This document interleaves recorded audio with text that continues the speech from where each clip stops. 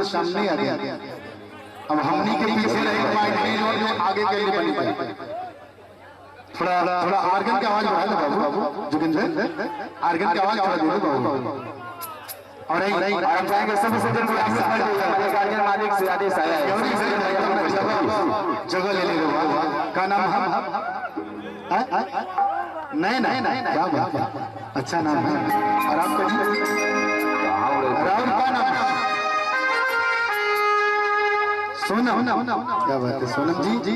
और वो का नाम है सरदार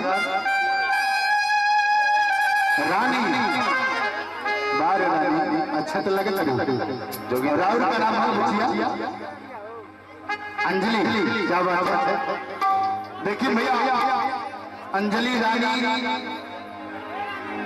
सोना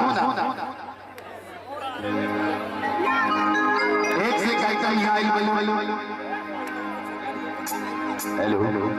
और एक सूचना आई हमारे गार्जियन मालिक से कि जो भी हमारे सज्जन भाई और जितने भी हमारे मेहमान कर रहे हैं, जिन भैया को इनवाइट किया है, वो जाकर के भोजन कर ले, क्योंकि भोजन का सिस्टम खत्म होने वाला है।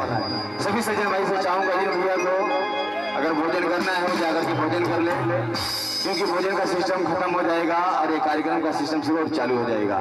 और सभी सज्जन भाई से मैं चाहूंगा जो आगे खड़े हैं और जो भैया अपना हाइड्रोसिल का ऑपरेशन करवाए हैं वो बगल में खड़ा रहिए, क्योंकि परेशानी होती है।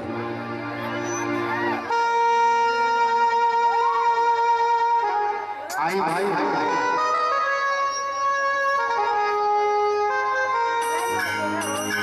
भाई लोग अरे वो लोग के लिए ना भेज दिया जाएगा